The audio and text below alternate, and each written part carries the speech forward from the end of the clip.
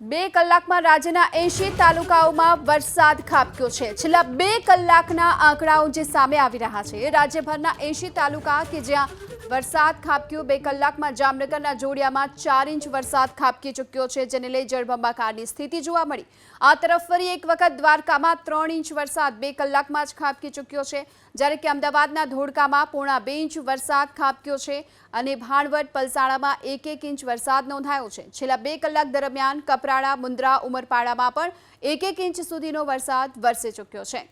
તો રાજ્યના 80 તાલુકાઓમાં છેલ્લા 2 કલાકમાં 4 ઇંચ વરસાદથી લઈને પોણો ઇંચ સુધીનો વરસાદ નોંધાયો છે। જો કે સૌથી વધુ વરસાદ નોંધાયો છે જામનગરના જોડિયામાં 4 ઇંચ વરસાદ। છેલ્લા 2 કલાકમાં જ મેઘરાજાએ ધબધબાટી બોલાવી અને જામનગરના જોડિયામાં 4 ઇંચ વરસાદ ખાબકી ચૂક્યો છે। આ તરફ ફરી એક વખત દ્વારકામાં 2 કલાકમાં 3 ઇંચ વરસાદ ખાબક્યો, જેને લઈ જળબંબાકારની સ્થિતિ હજુ પણ યથાવત છે।